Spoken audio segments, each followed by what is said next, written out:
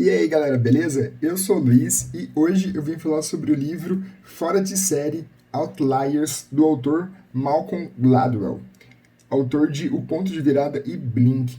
Esse aqui foi um livro que ele me chamou bastante atenção logo da primeira vez que eu comecei, que eu bati o olho assim na capa, porque ele traz uma frase na capa que é muito, assim, muito de fisga, assim, sabe? Que é: descubra por que algumas pessoas têm sucesso e outras não.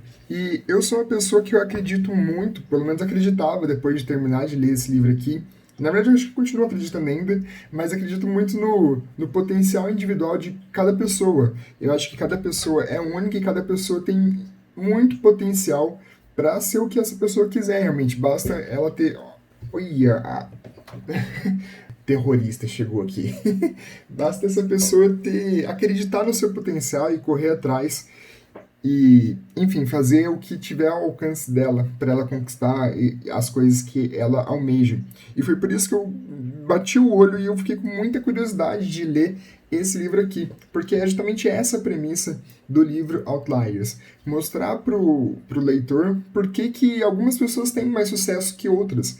Então ele cita vários exemplos. Então, por que os Beatles foram os Beatles, por que o Bill Gates foi o Bill Gates. E eu comecei a perceber, lendo ele, na verdade, a gente começa a perceber que não é só uma questão de sucesso individual, na verdade, não é só uma questão de você querer muito fazer alguma coisa, mas o seu sucesso depende de vários fatores intrínsecos que estão intimamente ligados. Desde o país que você nasceu, a época que você nasceu, e com isso ele cita o próprio exemplo do Bill Gates. Ele fala que se o Bill Gates tivesse nascido em outra época, dificilmente ele seria o Bill Gates que a gente conhece hoje em dia, porque foram o acaso ali do universo que conspirou para que ele tivesse um computador lá em 1968, 67, 68, que ele tivesse ganhado esse computador da mãe dele, que ele tivesse passado, eu não lembro direito a história, mas que ele tivesse passado as férias de verão com esse computador programando, e aí ele foi treinando e adquirindo as habilidades que permitiram ele a ser o Bill Gates que a gente conhece. A população demográfica ali também influencia muito, a sua cultura influencia demais na onde você, na verdade, do jeito que você leva a sua vida, e principalmente os treinamentos, a capacidade que você tem de dedicar tempo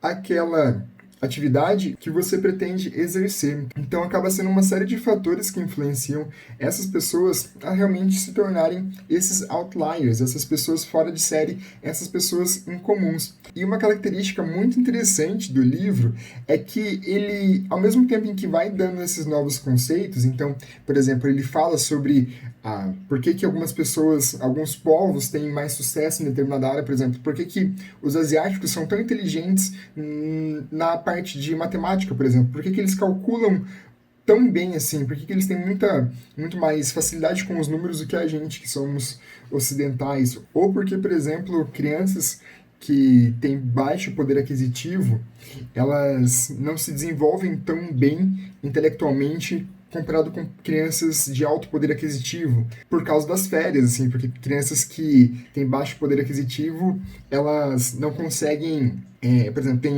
por mais que o período de férias seja o mesmo, as crianças que têm baixo poder aquisitivo não têm tanto incentivo quanto as crianças de alto poder aquisitivo, que fazem cursos, estudam, têm mais acesso à cultura, já essas outras de baixo poder aquisitivo não. E ele aborda uma coisa super legal que eu acredito muito, que é aquela questão de que não existe um dom, assim, por mais que você acredite em dom, não adianta nada você ter um dom se você não exercer esse dom. E ele fala aqui da lei das 10.000 horas, que para você se tornar excelente em alguma coisa, qualquer coisa que seja, desde trocar um instrumento até... Minhas gatas, olha só que capetinha. Não sei o que ela tá apontando ali. O que ela quer? Que a janela tá fechada, ela quer ir para fora. Tem tela ali, né? Não que ela iria para fora. Deixa eu ver. Vai! O que você quer aprontar aí? Olha só. Não, deixa ela ali. Já me perdi, já. Lembrei. se você quer se tornar excelente em alguma área, independente se é na música, se é no desenho, se é na sua profissão, você precisa de no mínimo 10 mil horas para se dedicar àquilo. E pessoas que se tornaram excelentes em alguma área, por exemplo, o próprio Bill Gates, ele começou a programar desde os 8 anos, se não me engano, e ele dedicou 8 horas, 8, 12 anos, acho que 12 anos, e ele dedicou no mínimo 8 horas por dia, desde criança até a fase adulta, programando. Então, essas pessoas que se tornam ases ali das suas respectivas áreas, ó, agora vai a outra lá querer subir no negócio também.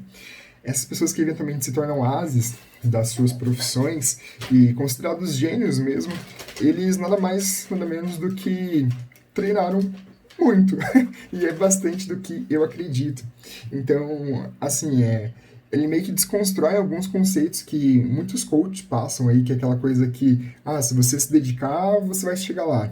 Tudo bem, você tem grandes chances de chegar lá, mas o sucesso, ele não depende só de você, ele depende de fatores que o universo vai fazer conspirar. Mais uma vez, igual eu falei aqui, da onde você nasceu, qual a época que você nasceu, qual o seu nível de escolaridade, qual o seu nível de financeiro, e tudo isso vai formar um bolo para dizer quem vai ser você no futuro.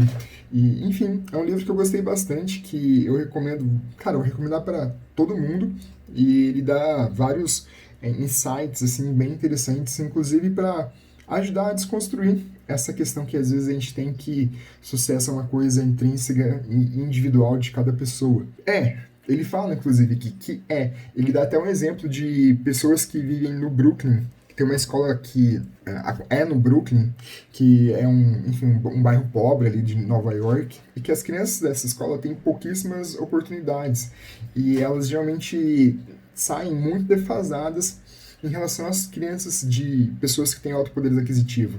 E aí que fizeram, não um experimento, mas que dois caras criaram uma escola nessa periferia ali do Brooklyn, e eles instituíram alguns conceitos diferentes, assim. O principal conceito foi que eles fizeram meio que com que essas crianças tivessem ensino integral e outros conceitos ali de ensino. Por exemplo, ele comenta que a escola ela é muito rápida e que o ensino nessa escola ele é mais lento, justamente por ter maior espaço. Eles diminuíram o tempo de férias dessas crianças. Com isso, com várias questões relacionadas a esse, quase como se fosse um workaholic, ele até faz um parênteses ali dizendo que essas crianças, elas estudam tanto quanto um residente na área de medicina trabalha, que é coisa de, sei lá, 60 horas, 70 horas semanais. E justamente por elas estudarem muito, que mesmo elas estando ali na periferia do Brooklyn, que é um bairro super desafiado financeiramente, 80% delas conseguem acessar